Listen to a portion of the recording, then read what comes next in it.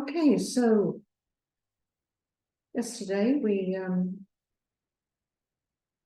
hopefully absorbed quite a bit of information involving our spiritual path, what it means, how to manage it, and how to recognize in ourselves when it's working and it's not working, because this really is about taking control.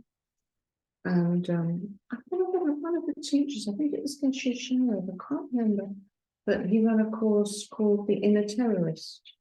And I thought that was very appropriate that we have this. It was a really good net, and I don't know, maybe he came up with it. I thought not suggesting he couldn't, but it's a very kind of anglicized way of understanding the terminology. But it really, I think, does describe it. You've got something out of control that's shooting you down a lot. And then we have to pick up the pieces, and then we're scared, and you go scared. So what we are doing, the basic skills of Buddhism, whatever level we think we're on, it's great to know the intellectual understanding, but everyday practice comes down to this: the awareness of the ego, managing it, and just taking care that we are in control. And the ego, the inner terrorist, the little baby, whatever you want to call it, that knows its place. It's not going to go for the majority of us. It's not going to go until, of course, in Buddhist terms, we realize emptiness. Right? And that, I have no idea, I can't judge, but for me, for you, but for me, I don't think it's going to happen this lifetime. Just got a feeling, you know. But we're working towards it. And I think that is the beauty, and I do touch on this in my book, of understanding or having a feel for the fact that our consciousness, this incredible state of awareness we have within us, is indestructible, that it will go on. Because then we think, well, you know, I could really work hard this lifetime, and then it's over anyway, so who gives one, you know? But what we understand, and perhaps people from other religions understand, this is where religion is very supportive, is that this life is not the only life. There is more. The consciousness goes on all the time, whatever your belief system is. And that this will not be lost. Our hard work will not be lost, and it can only lead to reward. Goodness brings reward. And these wonderful qualities are definitely reflecting virtuous states of mind. Goodness, because we're not self-grasping, we're not self-cherishing, we're not selfish, we are otherish, we're connected. And we know, I mean, His Holiness always says, I've heard him say on several occasions, Buddhism is a very selfish religion. Because we know that if we practice this, it makes us feel better. It's that whole idea, there's no such thing as a selfless act. Yeah, argue that one out, because every time we do something that's selfless, there is a natural feeling of virtue and contentment that it brings.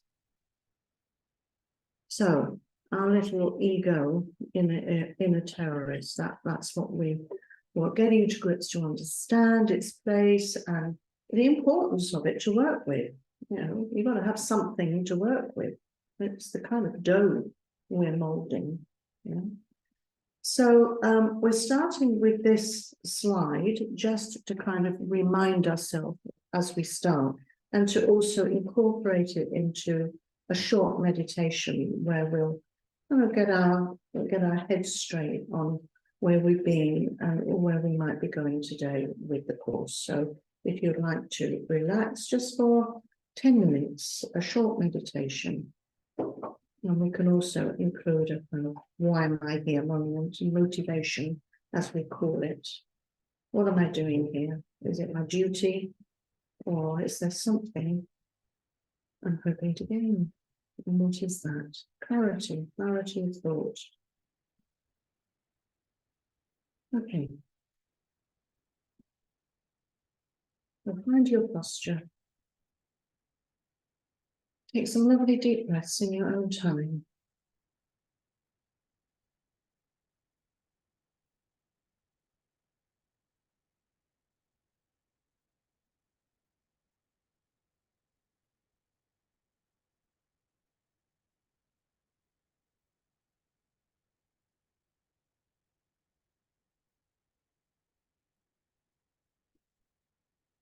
And then as we start to regulate our breathing, you can also breathe out attention, paying most attention to those places where we carry it most, and we will be familiar with that. For me, it's most definitely in the shoulders, in the neck.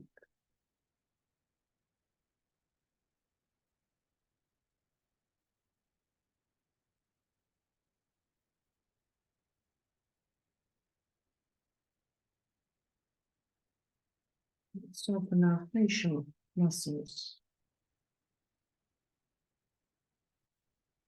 relaxing the throat.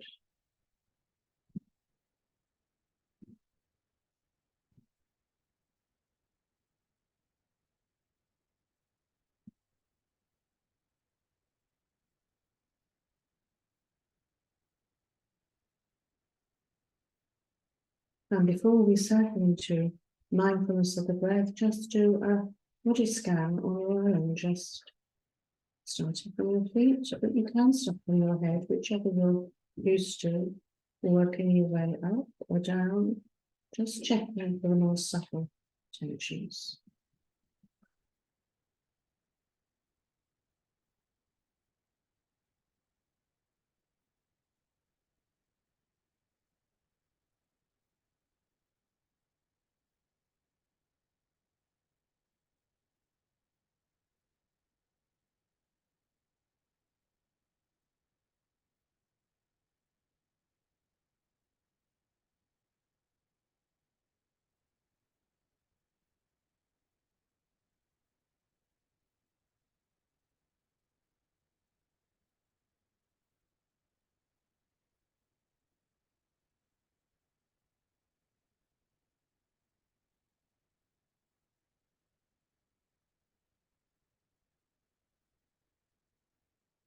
And then bringing your attention to the subtlety of the breath, the opening of your nostrils, the opening.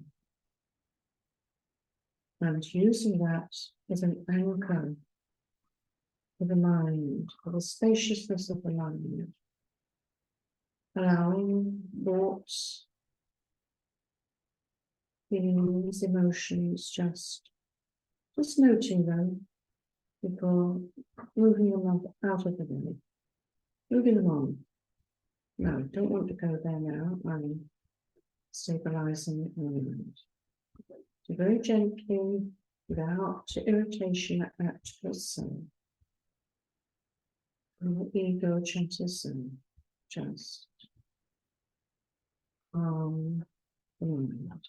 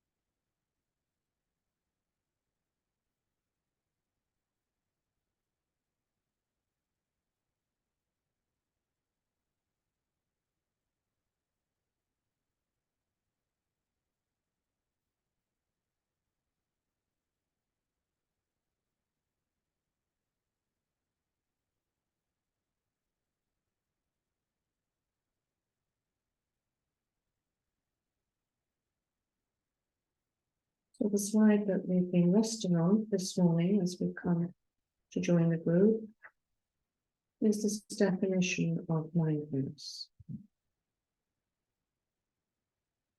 This is really what we have worked on, is how we can bring this awareness, which we encourage so much in meditation, into every waking moment.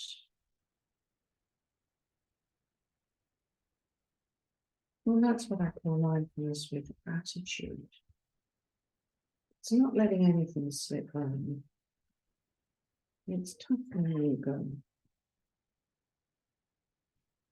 So from the moment we wake up, we are aware of our surroundings, our inner state, and as we engage with breakfast and showers, we are aware and notice.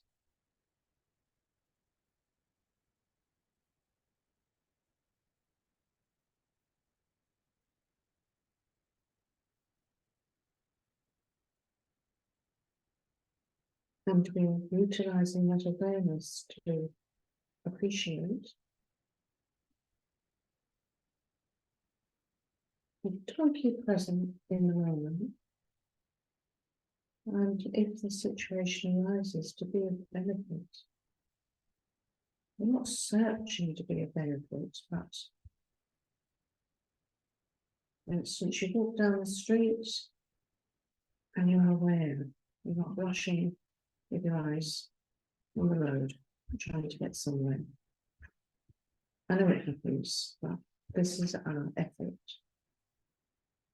You see people, children, you notice states of mind, you become more sensitive. And just like the story of Lama Zopa Rinpoche, suddenly stopping in a dark garage to notice a mouse dying on the floor. Your senses become more acute, and you are able to be of benefit. These attributes are achievable, totally achievable,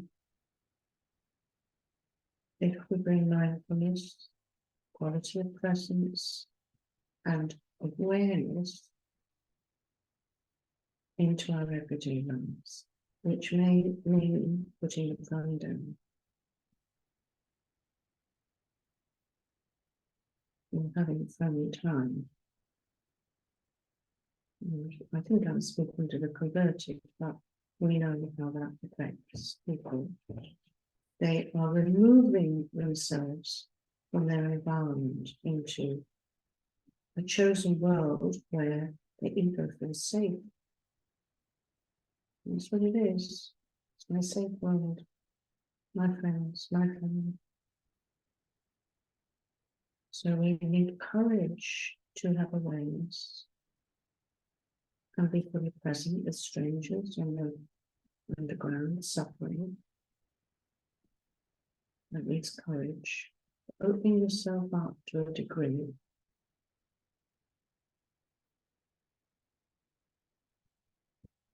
Reading people's lives and their faces. Generating empathy, compassion. So that any journey anywhere is so meaningful.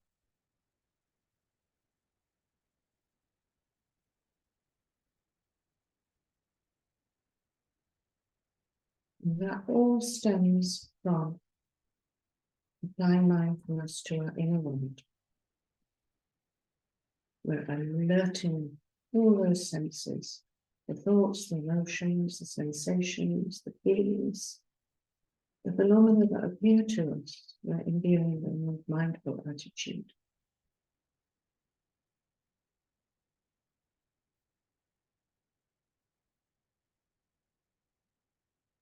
And also becoming super aware of the ego blames.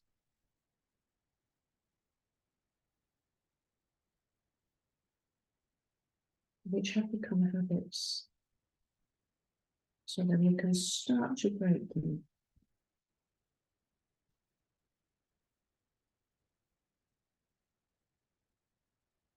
So for just a few minutes, and I'll be quiet while you reflect on this and see if that's clear in what you took away from yesterday and Friday. And anything else that has really become clearly evident to you as useful or a fresh way of looking at things.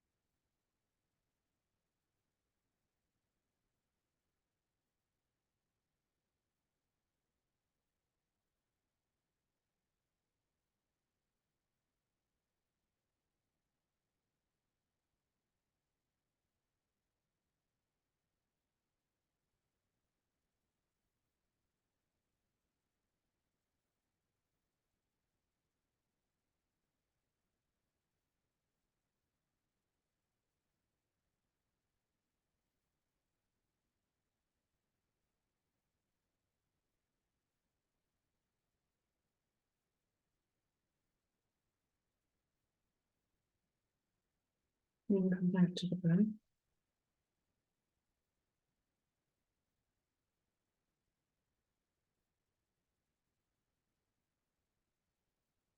And you can make a motivation for the day. And today there's a few reflection activities and opportunities for discussion, principally around the management of emotions.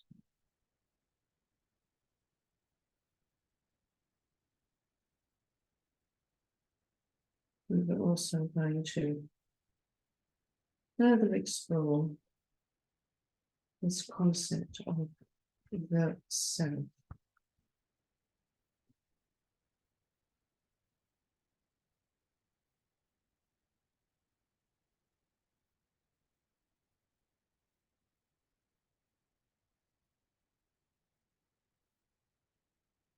And hopefully by the end of the day, we will be able to take away some more tools and some more awareness of this thing called the self view, the conventional view, and what it's dealing with, and even why. So we need a lot of compassion for ourselves today as well, as we open up honestly, not necessarily to others, but to ourselves. We only share what's comfortable, and some of the reflections just for you alone. But with this objective awareness, we can feel comforted by the fact that these emotions are not us. They may have become embedded habits, but with practice, patience, and correct motivation, we can get them out of our lives so that they'll be unable to cause havoc and shoot us down.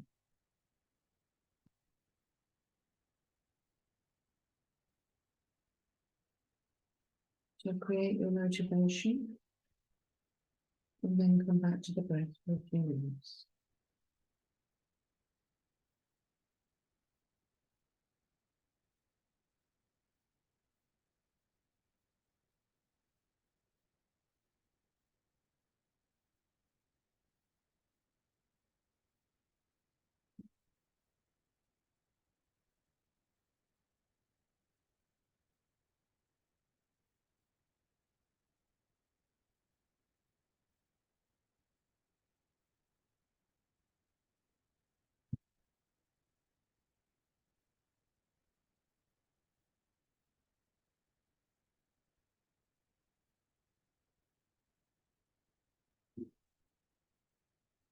when you're ready.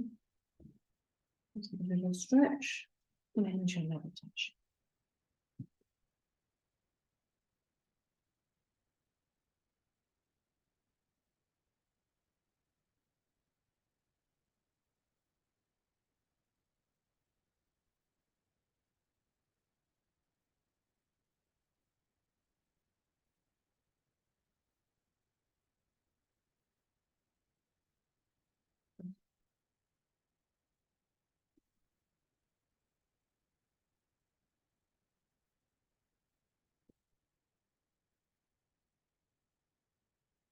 Continue. Welcome, Jenny. Glad you joined us. Okay. Okay. So here we go. So, as you know, I'm sitting here as a Buddhist practitioner, and I'm teaching largely Buddhists, as far as I know. And you guys up there, I'm not completely sure, but I get the feeling that you're all familiar with Buddhism, and you will have heard teachings on what we understand to be the self and aspects of it. But this is what I like to offer, and I think it's quite refreshing, because whatever we subscribe to, you know, I'm a Buddhist, so this is what I think. Oh, I'm a Christian, so I've definitely got a soul. We kind of subscribe to certain things, and it's hard to shift us away from them. And I think it can be quite useful to kind of have a look and go, is that the way I really feel? So what I've done here is suggest some different psychological takes on what makes the self. And I thought we could have a bit of discussion, and you might even compare it, if you like, to the Buddhist idea, so that you're really convinced. Because I always think it's more important for us as practitioners to be convinced. Otherwise, there are kind of grey areas. Well, I'll put that to one side. Do I believe in karma? Put it to one side, and it can affect our practice. So just for the moment, because I'm trying to get me, that's better. Okay, so this is pretty basic. It's not exactly a degree in psychology here, but these are some of the common ideas. So we've got Freud, Sigmund Freud, who had a very pronounced idea of what made up the self. And then Jung was his student, and he developed his own ideas. In fact, they fell out about it. And then I've got Jonathan Haidt, who is a kind of 20th century, coming into the 21st, I think he's still around, a psychologist with his take on it. And then Thich Nhat Hanh, who of course was this wonderful teacher who had an incredible capacity for communicating with Westerners, and used some poetic and lovely phraseology to describe aspects of the self. So I picked something there. So let's have a look at some of these psychological models, and then we'll think about what the Buddhist view is, and then you can have a bit of discussion like we did yesterday. Okay, so Freud describes the self as being like a horse and buggy with a driver and passenger. So there we are in this buggy, like a chariot, and there's the horse. And the horse is desire. So we're being led by our desires, yeah? And the driver is the id. He calls it the id. It's like what we perhaps would call the ego. But what's interesting here is the voice in the id's head is the parental voice. It's a kind of critical parental voice. And it's going, don't go so fast. Or why did you go that way? You should have gone the other. Yeah, we all recognize that voice. So does it come from us? Does it come from our parents, or is it just a continual questioning that we have? And then the buggy, of course, is the whole self. So what you've got is the desire, the buggy, the whole self, the driver, the id, and the passenger, the parental voice. And they're all aspects and contribute to us. And of course, when he was doing psychoanalysis, he would focus on the passenger voice. You know, what are you hearing that's messing with your mind, basically? And also, where are your desires? Are they healthy desires or not? Very interesting. And then, of course, Jung comes along, and he doesn't deny this completely, although we know that Freud is also quite rooted in the fact that we have sort of sexual psychosis with our mothers and fathers, and he moves away from that. And he says that basically we're working with self one and self two. And self one is this ego self, the mask that we have created through all our years and all our conditioning, but that we have a higher self that he calls self two. And what our goal in life is, our goal in life is to unify self one with self two. And that is like self-actualization. And he was religious, so becoming one with God. It's that idea. But that's how he referred to it. And if anybody has any further take on this, then that's great, because I have read superficially and understood this superficially and just wanted it to be a simple way of us getting to grips with how Buddhism isn't the only religion or method of psychology to pull the self apart. The Buddha, pulled the self apart, and we'll come to that later. And then I threw this in because it makes me laugh. A committee whose members have been thrown together to do a job at finding selves across places. Yeah. And then Thich Nhat Hanh, the longest journey we ever make is from our head to our heart. Could discuss what that means, because I think it's kind of fairly obvious, maybe, but for you, but you can kind of have a go at that. So there's some psychological models of what we understand the complexity of the self to be, and I think that is a common theme. It's really difficult to work out what it is. But I don't know much about Freud, and I was just curious, like, how does he understand the whole self versus the id? Yes. Because, like, in my mind, I always think, like, my whole self is just this whole chatty narrative. Yes. Talking voice. Yes. Or many voices. Yeah. I think if you think about the Four Noble Truths, that life is dissatisfaction, and the second one is the cause of dissatisfaction is desires. So he's really tuned in there, and comes at the same conclusion that actually to be human is to be full of desire, to be a human being. So that is, every single human being has that. And is it working for us, or is it working against us? I guess that's where his psychoanalysis worked. And the whole self is not just the passenger voice, is it? It's not just the ego.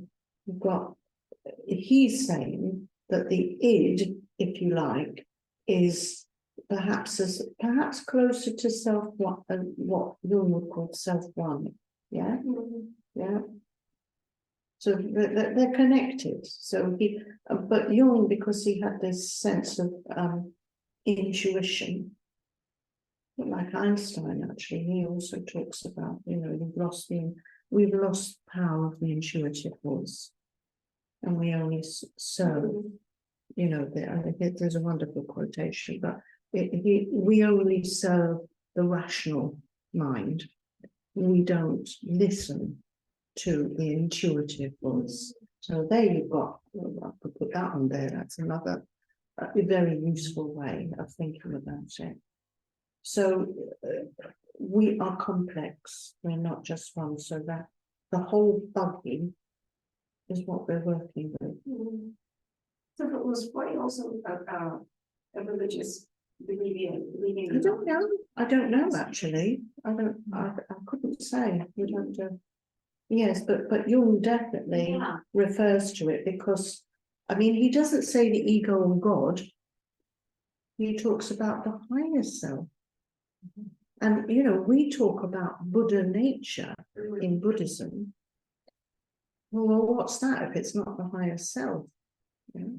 And that's what we're working with, isn't it? We're trying to nurture the higher self in order to calm down the ego. You know, that looks very similar. You know. Yeah, okay. So if we consider, so let's just talk about this because I do want you to have some discussion. I think it's very useful for you to talk about it. Is of course the Buddha was a mind scientist, wasn't he? He really pulled things apart and gave them specific meanings which are hard to fathom. And would I include this if I didn't know you were a bunch of Buddhists with me? I'm not sure. You know, it depends on people's questions and enthusiasm. But he talked about the 5 aggregates, yeah, which are tricky. But they're tricky to get to grips with. But if you also include the practice of the 4 applications of mindfulness, you can see that you're applying mindfulness to very much to some of these aggregates. Yeah. So we've got form, the physical body. Then we've got feeling, which is not emotion, is this feeling of pleasure, displeasure. So that's definitely in how where we apply mindfulness. But then we've got discrimination, the ability to connect the sense power with our conscious awareness of it and the object itself. So it's a coming together, yeah. And then the compositional factors are the stories, that the karmic propensity that makes an action happen. And consciousness itself with the karmic imprints. So, you know, I teach the 12 dependent links using the Wheel of Life, which you've got at the entrance to the yoga room upstairs. And it's the man rowing the boat. Yeah. I bring that in because I think it's a bit like the buggy. Yeah.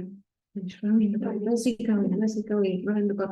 It's this buggy, and there's this sense of yeah, it's karma that's taking them there, wherever. So much to destroy and work with, isn't there? Yeah. So okay. So yeah, quite a few models of what makes up me. And then definitely to clarify that when we're talking about the nature of mind and we're nurturing it, we are talking, another word for it in Buddhism is Buddha nature. So it's our propensity for enlightened mind, because in its natural state, without the karmic imprints, without the desires, without all the other bits that make up the me, it's enlightened mind. Yeah?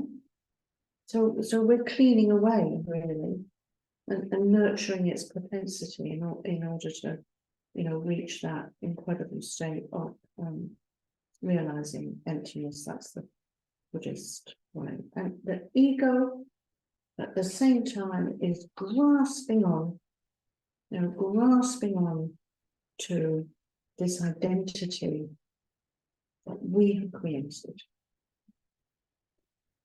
through our conditioning with our karma. Okay, so how do you fancy a bit of discussion about that? So let's think of the purpose of the discussion. Let's go to this. The way I think about myself. I'll just rest for a moment in Harmonious lovely quotation. You only have to know what you are, how you exist, that's all. Just understand your mind, how it works, how attachment and desire arise, how ignorance arises, where emotions come from. And honestly, what he's saying is, you don't have to change,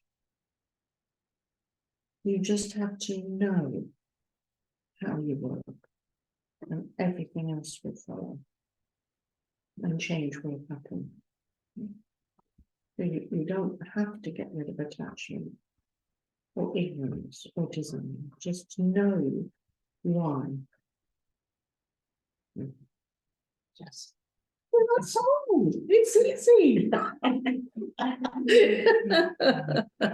Okay, so what we're going to do is a self-reflection activity after this, where you just kind of take yourself into yourself and think about your own conditioning and your habits and your tendencies and how you think, whether you're pessimistic or optimistic, whether you tend to get aggressive, defensive.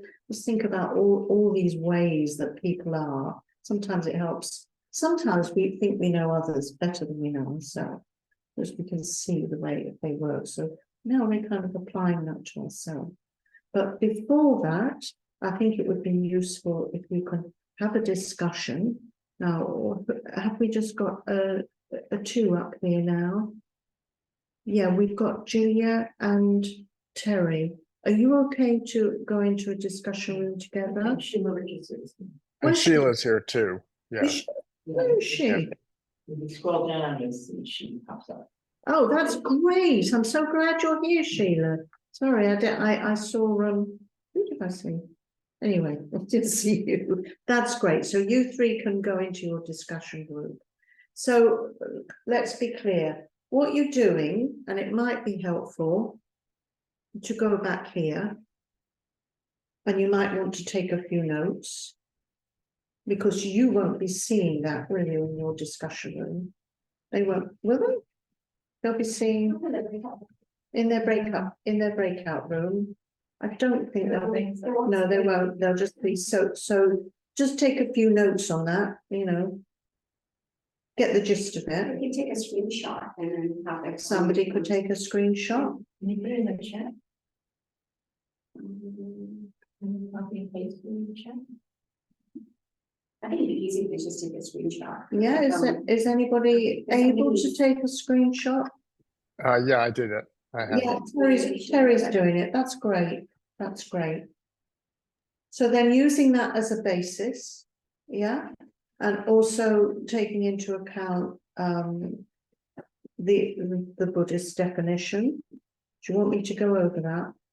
Just the 5 aggregates. Yeah. Form, feeling, discrimination, consciousness, and compositional factors. Form. See the slide, the one the slide that came after this, just briefly. Hang on, I'm trying to.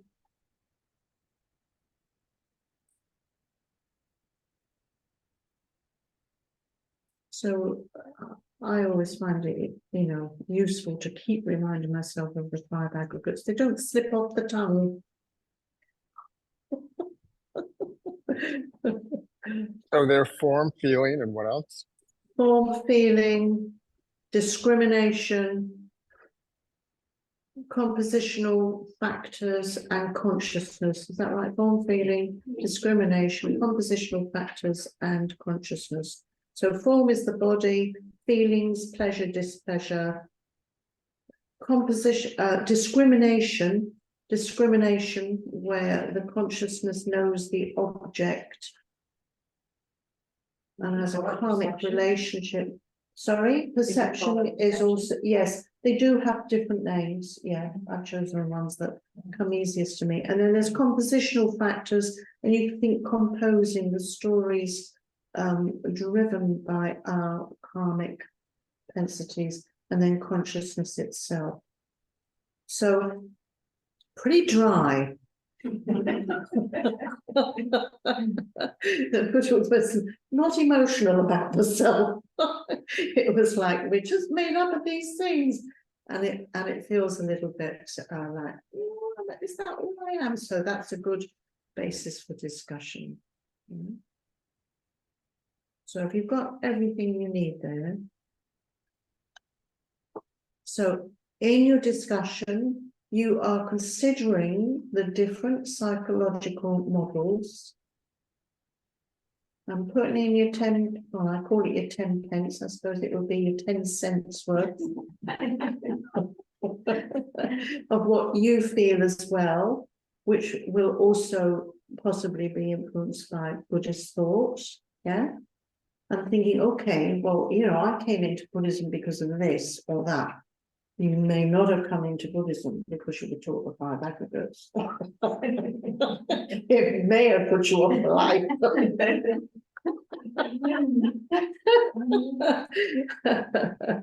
So yes, and then after a while we go, oh, okay, I get this, but it's not usually the first teaching. Yeah.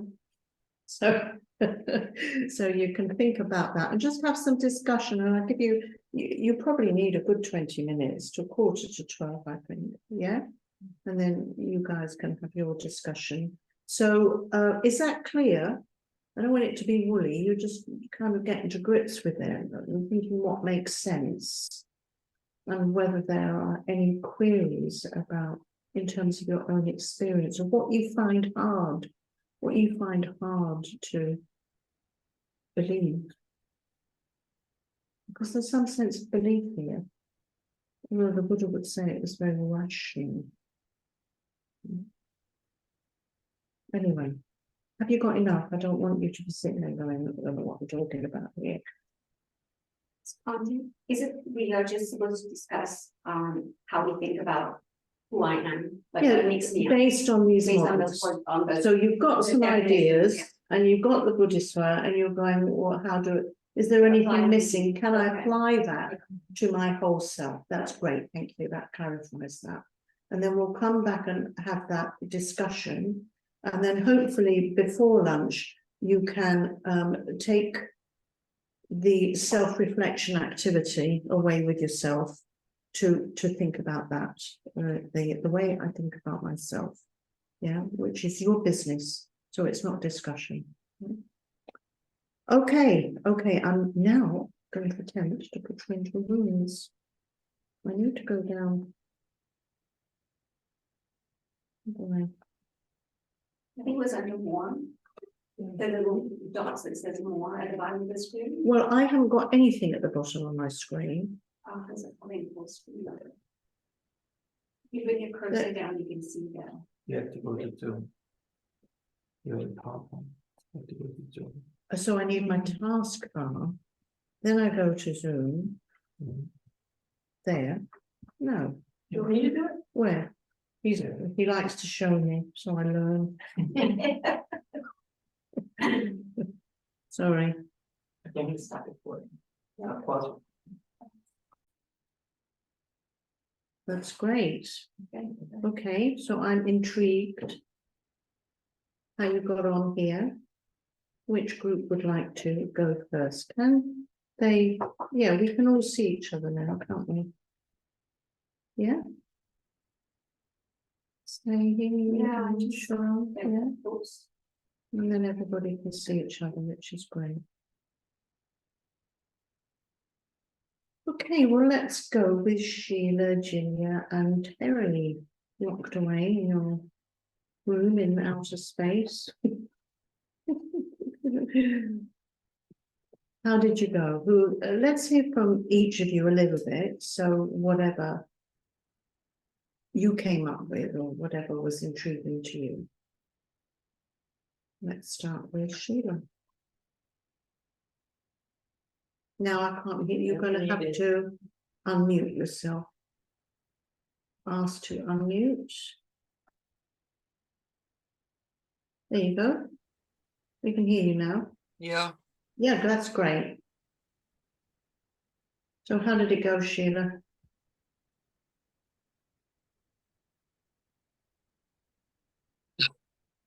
I don't know. It's what I'm thinking now is it's really kind of a burden to have a self, because so much goes into hanging on to this concept that might not even be true. And I talked about a time that I acted in a way that was completely out of character. And I was at the time it was going on, I was like, where is this coming from? Mm, yes. That's an interesting phrase, out of character, isn't it? Yeah. So that really takes us back to the inner terrorist, isn't it? Yeah. You know, running around destroying who you think you are.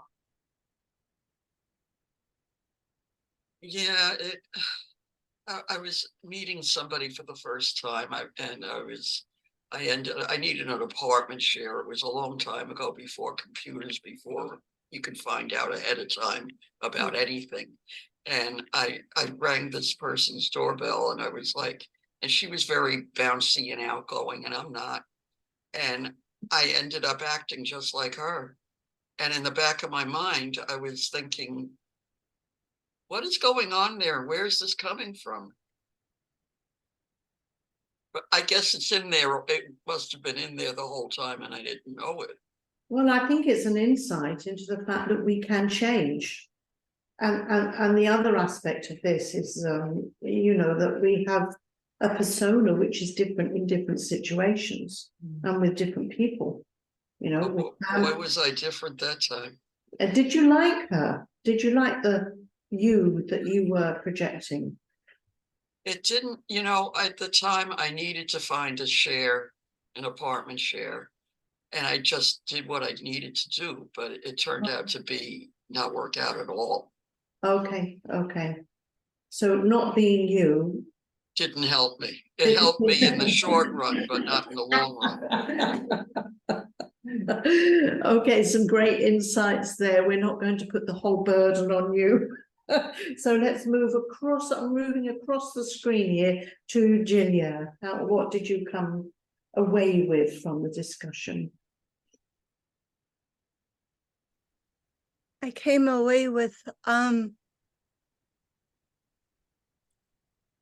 sort of a juxtaposition that's not quite a juxtaposition. That there was last summer when I was learning about no self concept of Buddhism, I felt like I'd come so far in my life, and I finally am like liking myself, and now I have to give myself up. And so I went through this grieving period. Oh, right.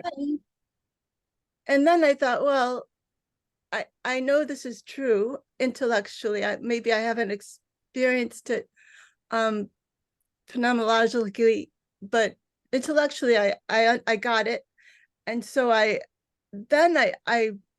realized I could, all the ways that I did change from day to day, from moment to moment, how I could see how it worked. And I thought, okay, I don't have to be limited in the ways that I thought I was. Like, I am a shy person, I'm a this person, I don't do this, I don't do this, I always do this. Like all those things, I just tried to throw them out the window. And then I was worried what other people, how they would react, because I was used to just accommodating people and acting certain ways in different situations, as you just described. And I thought, well, if I give that up, people are going to think something's wrong with me, or that I was just a little concerned that, and then I thought, okay, I'm not going to put myself together anymore. So I'll just let other people do it and see what happens. And it turned out that I don't think anyone noticed anything at all, other than I was becoming which was liberating, yeah? Because there was no effort involved. It was relieving. At the same time, it was a little concerning that people didn't notice that I felt so different. Yeah. Yeah, well, that's something I think we live with our practice. It's like you particularly notice it if you go back to your family home for Christmas or Thanksgiving, you know, and they all treat you as they remember you. You are stuck in their mind as the awkward teenager, which of course I was awkward, or you've always been awkward, and I'm thinking, I'm really trying not to be. But nobody's noticing because they also, because they have a view of themselves and others and the world that it is somehow permanent and solid and inherently existing, it's important for them to slot you somewhere. Yeah, this is who you are, because this is how I am, and this is how it works. Not realizing that although that feels comfortable, it's really stultifying and doesn't leave any room for change. And so, you know, the marks of existence that the Buddha comes up with, that there's no self, is initially disconcerting, but when you understand it, it is liberating. It is really liberating. Yeah. So that's also helpful for Sheila there, when you said, you know, this self is so, actually, there's no self. That was another self, That was another my other self that I didn't know I had. Oh dear, thank you for that. Let's move on to Terry. How did you get on with this, Terry? Well, first of all, I have to really appreciate both Sheila and Julia, because I really enjoy the sharing we do. It's really, really great. Great, I'm glad that's working for you. Yeah, no, it's really great. And I went down this road of, well, I don't know if there's such a thing as a no self, that because, you know, I was looking at it, I've been looking at it from the standpoint of interbeing and how we're all connected, and that, but yet even when I have a strong sense of that, I have that through my physical body. I bring that, you know, it's like I bring that with me. It's like that's never not there until my body dies. And so that's been an area I've been trying to understand about having no self, and maybe what that is no ego. Trying to rid yourself of that, and then the other piece I was talking about is just that ego is so tied to attachment of what, and we all had stories of that. We're attached to, you know, views of ourselves. We are this way, or we have expectations of other people, and they should act this way in this situation. And I was just sharing how much I appreciated the slide you shared yesterday of the five senses, and then we go and then it's kind of our mind, our consciousness, and the choice we have. Yes.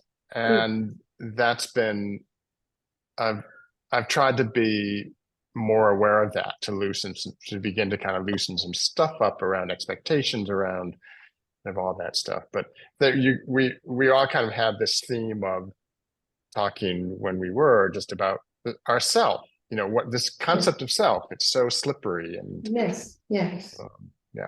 And just to go back to that, the concept of no self is, we have to be incredibly clear that there is a conventional self, yeah, but it's not solid, it's not permanent, it's none of those things, and therefore the fluidity is what we're embracing, really, rather than the ego will be very frightened by that, because it's built up a view of itself.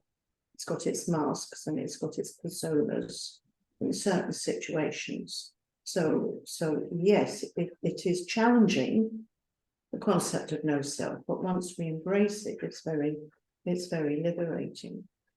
And I think this also goes alongside the teachings in Buddhism on non-duality. Yeah. So we always have subject and object. I am looking at that field of wheat. Yes. And here is me, and isn't it lovely? Or it's starting to rain, and all the projections and conceptualization come in.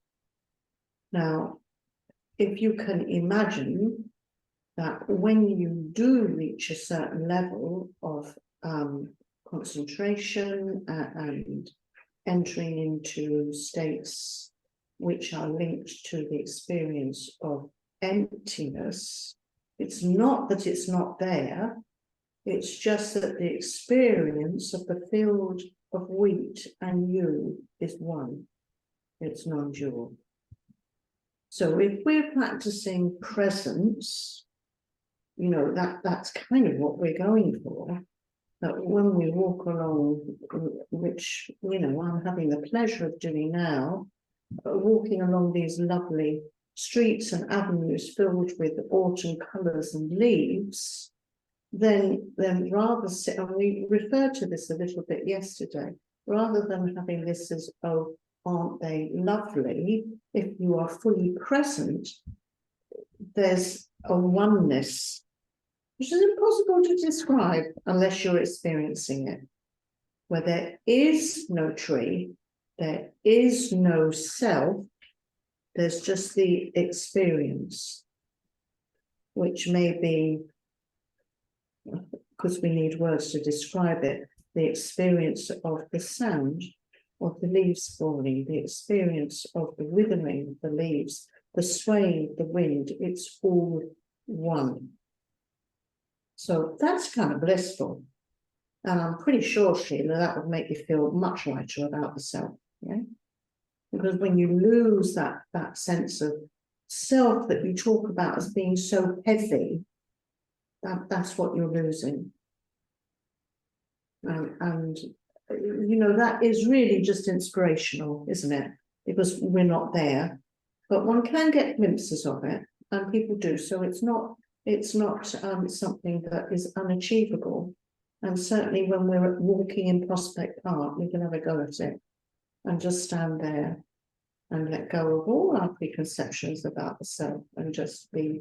And that is very nourishing as well, nourishing of the higher self. So that's great so far. Thank you very much. Anything else you want to say before we ask the other group to share their wisdom?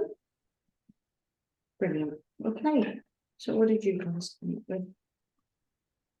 Similar? I talked it all through. Sean, do you want to, can you put your face on there, or don't you want to?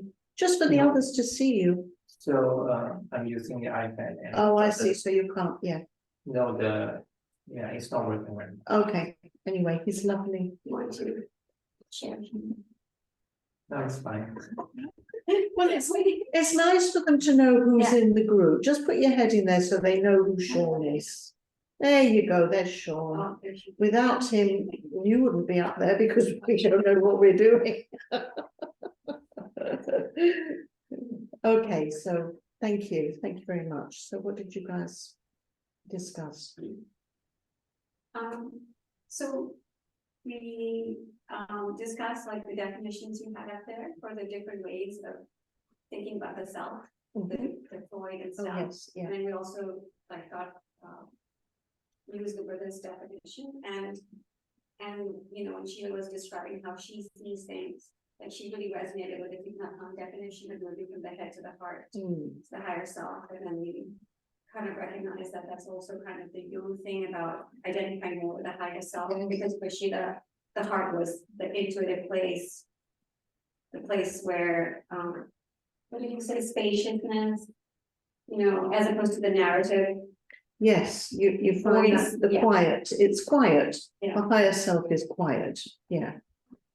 And I think Sean was sharing that you know, he doesn't see it like discrete, you know, self one, self two, whatever, but for him, it's just, it's a self, one self, but who's more dominant Right. in that moment, like which voice is kind of overwhelming. Yeah. And then Great. at other times, you know, be more intuitive or speaks up more.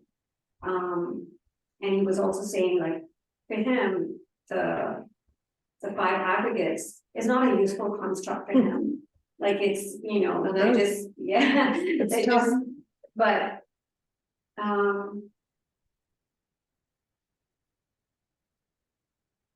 do you want to say more about why it's not helpful for you, No, or what you find helpful?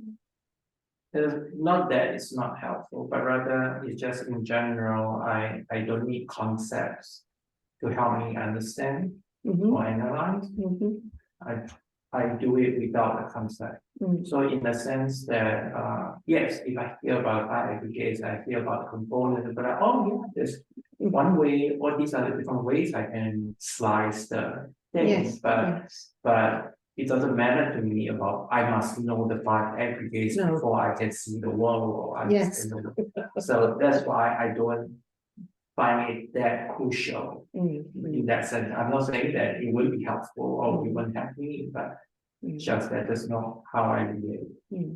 Great, that's great. Anything else from you guys? Because that takes me to the back to the kind of chariot idea, because you know one of the ways that the Buddha talked about finding the self was to think of all the components, and I guess that's what he means with the five aggregates, that they are just components, and if you take away the body or the feelings or whatever, then it doesn't function. Yeah? You take away the wheels of the chariot, it doesn't function. And is it still a chariot? So, you know, when you do, in Buddhism, when you do like a meditation on emptiness, you first of all focus on an object like that and pull it apart, or where is the chariot? I mean, obviously a chariot is a traditional Buddhist, you know, it comes from that time, but we could say, where's the car? You know, where is the car? If we take away the steering wheel, you know, is the steering wheel the car? Is it still a car because you can't steer it? And you use that examination to clarify that it's just component parts and labels. You know, it's just that we label it and it's made up of many parts. And then you take the same method to yourself. And that's where the five aggregates are quite useful, because you think about, well, you know, yes, I've got a consciousness, I get that, and a body, yeah, I've got that. And then all this other stuff just seems to be like brain things, you know, that kind of keep me going. But obviously the Buddha is talking about the fact that we're carrying on our consciousness all the compositional aspects of ourselves, all the conditioning, so that everything about us is a construct. Okay? Always important to, I think, which is that Thich Nhat Hanh's definition is very useful, to come back to this conventional sense of the self that we're working with, you know, the ego and the higher self. And I remembered the quotation of Einstein, no, I was getting a cup of tea, that the intuitive mind is a sacred gift, and the rational mind, its faithful servant. We have created a society that honors the servant and has forgotten the gift. That's Einstein. So you can definitely put that in there, because that is probably how we are managing ourselves, is we are definitely honoring the sacred gift, or that aspect of ourselves that is sacred. Yeah? Whether I think Einstein again was religious and thought of it as God-given, but that doesn't contradict the Buddhist idea if we understand God as being sacredness, the aspect of ourselves that can become unified with God or can become Buddha, enlightened mind. Yeah? Okay. There's no real contradiction, I don't think. Okay. It's not just my view, but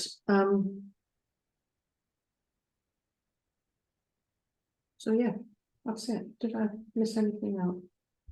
I got carried away with Einstein. No, it's a lovely poem. It is a lovely quote, isn't it? Yeah, yeah. Well, that's what I was saying. That we're focusing now on developing the sacred gift, and we're recognizing that the rational mind, the brain, is its tool. We can change its pathways, its neural pathways. Yeah, great. So, any questions out of that before we move on? Are we all okay? Very nice, very interesting, thank you. So now I go here, don't I? Okay. So, okay. Okay, someone has to go and work now. So here we are, back to this self-reflective, and I'm just thinking, I mentioned about taking away at lunchtime, but I don't think that's fair because everybody's doing stuff at lunchtime. So I wonder if you would like 5 or 10 minutes here to just by yourself, you know, with your little journal, paper and pen, whatever, clarify the way you think about yourself that you perhaps could work on that's related to your ego tendencies. So the way you've been brought up. Okay? Is there a big factor in your life that makes you behave in a certain way? I mean, for me, which I mentioned before, I know, and I'm much better, but I still tend to do it and probably will do until I die. But I tend to be very defensive. And I know it's to do with my relationships with certain people in my family. Yeah. And so I grew up a little bit kind of, anybody says anything, what do you mean? You know, it sort of rises up. So that would be my immediate, you don't have to go all over the place, just maybe the obvious things for you. Habits and tendencies, these are things that we come in with that kind of make us unique in terms of, if one believes in rebirth, then what you're coming in your consciousness is your own particular tendencies. And then we have habits which we create. A habit to be a certain way in social environments, maybe. The habit to maybe compensate for other people. The habit to serve. The habit for approval. Yeah, that's a big one. And perhaps tendencies, you know, maybe you have a bit of a temper. You're very impatient or intolerant. It's quite useful to think of at this stage because this afternoon we're focusing on emotional intelligence and how you think. You know, are you a forever optimist? Are you a pessimist? They're the obvious ones. Do you catastrophize? Do you think, well, if I think the worst, then whatever happens, it will be better? I'm not asking you to fix them right now, just to identify for yourself so you get a clarity. And then this afternoon, when we go into emotional intelligence, it'll help because I hope that you'll go away with some more tools and some clarity. Because, you know, this is not an intellectual course, and we really want you to go away with methods for self-change. Yeah. So I've got some so I'm just going to give you some of my notes here. My conditioning, if you're not trusted as a child, you question yourself. if you see lies and aggression, or if you're abused, you may become an abuser. These are extreme examples. But my habits and tendencies, those that work for me and those that go against me, and how I think. Have I got good self-esteem or low self-esteem? Was I encouraged as a child? Put down. Often it comes. Don't get hard on your parents. We're all struggling to bring up habits. And then, of course, we bring our habits to it as well. So, you know, okay. So just let me get those people back. I can see your faces. I have to go back to Zoom. There you are. Are you all okay to do that reflective exercise?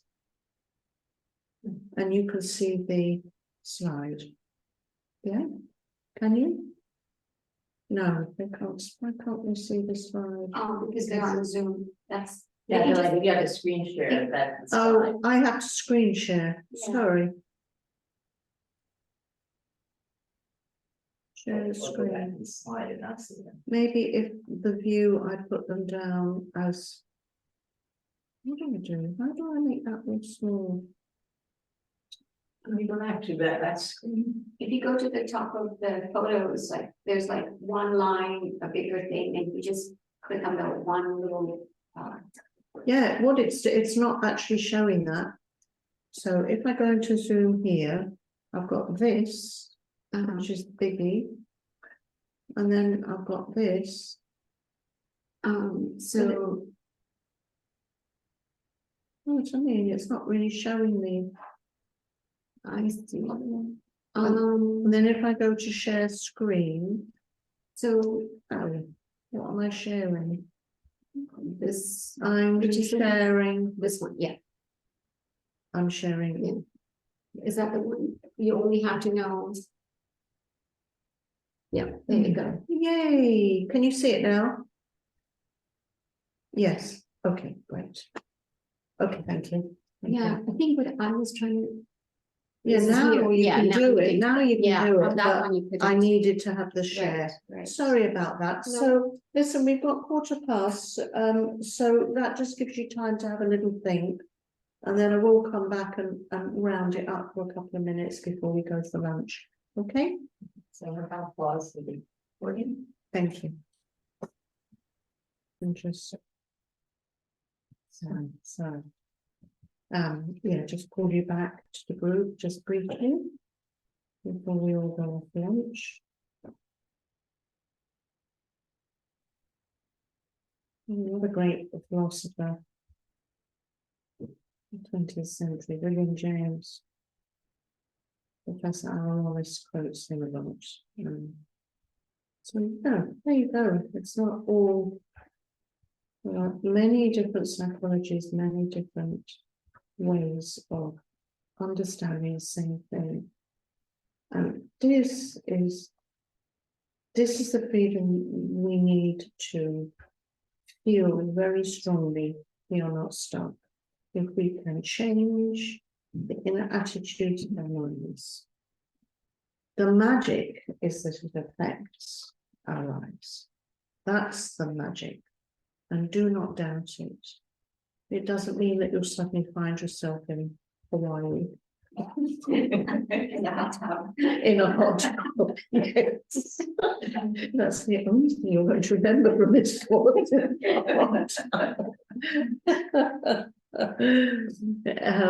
What it means is that circumstances will change, opportunities may arise, relationships will be stronger, better, clearer. Definitely. I've definitely had that experience. It doesn't mean that you're still not carting around, you know, the karma and the self and the habits and tendencies. But if we really do steadily work on it, it's definitely been my experience. And I think with the practice of emotional intelligence, which is a very much going outward to others, then your heart becomes more open, the defenses go down, And the most rewarding thing we can have in life is the love that we experience with others. So, you know, I'm not promising you a pot of gold, but I can definitely promise every practitioner I know that things change if we really do take this on as our practice. So I wish you a lovely lunch, and I hope you come back this afternoon. You get to draw and colour in and do all sorts this afternoon with our emotions, and some more meditation. Emotional intelligence is really important. Yeah. So that will only do it the day. So thank you very much for a lovely morning, and see you later. Yeah. Thank you for teaching. Thank you. I enjoy it. I get so much, you see.